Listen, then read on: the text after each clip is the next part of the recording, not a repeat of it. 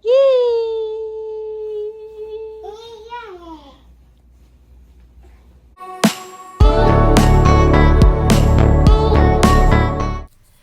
Adarna nagpa-customize ng dalawang queen beds para relaxing ang tulog kasama ang dalawang anak. Marami ding una nito at talagang looks comfortable ang kama sa lambot nito. Pero kahit nga malaki ang kama, natutuwa si Ellen sa kanya pa rin nakasiksik ang dalawang anak kung matulog. Relate ba kayo dito mga mamshies?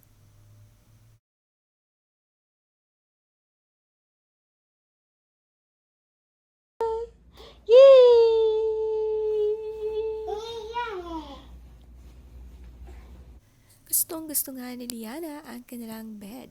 Favorite color pa niya ito, kulay pink. Very open din ang room nila na may malaking bintana. Simple nga lang si Ellen maalagaan ang kanyang mga anak. Nagkomento naman nga ang kaibigang si Solen, the best daw ang bed na ganito. Sabi naman ni Ellen sa kanyang caption, I picked two queen beds and had them customized into one so everyone could have their own space. But my kiddos clearly always have other plans.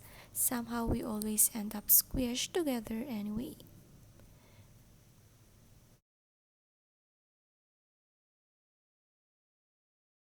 We also chose a Montessori style bed for extra safety and peace of mind because Mama never stops worrying, even in her sleep.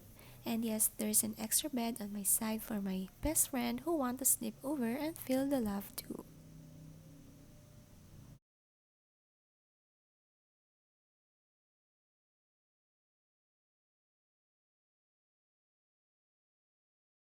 Yan, thanks, Mars.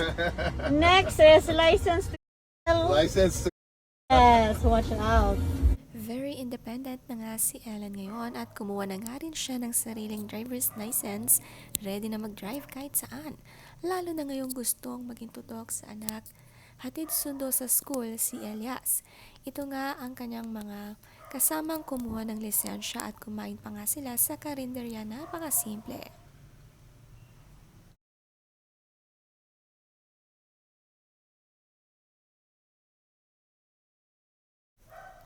Tinulungan naman ni Ellen ang kaibigang si Sara Labati mag-ayos ng mga kagamitan sa bahay at maglilipat bahay na nga ulit si Sara at naisipan niyang ipamigay at i-donate sa charity ang mga lumang laruan at damit ng mga anak na hindi na nga nagagamit at nasusuot. Marami nga ito pati mga libro kaya swerte nga ang mapagbibigyan nila.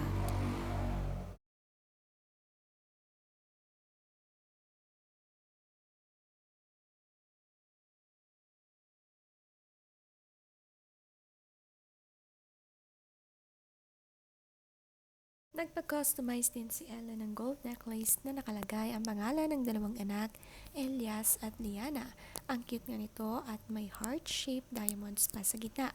Ang ganda talaga ni Ellen, lalo naging blooming nang maging single ito.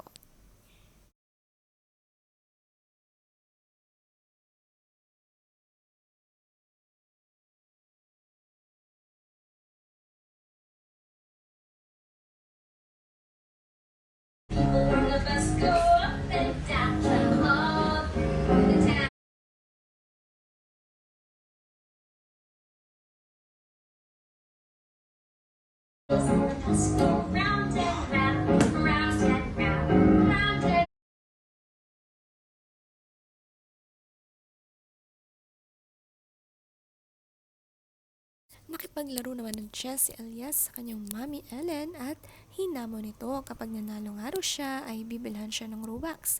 Pero the face says it all. Hindi nga manalo sa kanyang mami.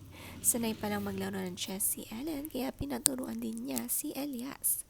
Sabi nga sa caption ni Ellen, I told him if he can beat me, I'll give him the maximum Robux amount. His face says it all. You did well, Bob, but better luck next time.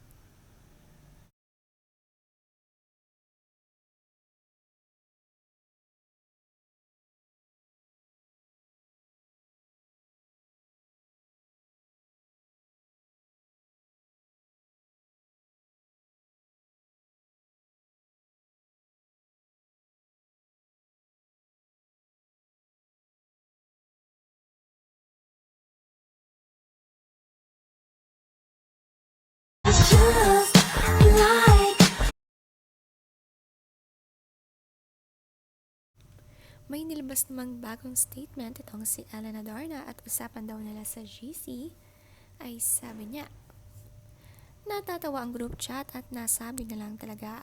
Sana talaga ganyan siya sa totoong buhay, sana talaga. Kasi ang buti-buting tao sa camera. Wish namin sana ganyan ka talaga. Yun lang ang wish namin, sana maging ganyan ka talaga kung ano ka sa camera, promise. Mayroong ng recent interview si Derek Ramsey at napag-usapan din ang hiwalayan nila ni Ellen na talagang nasaktan daw siya.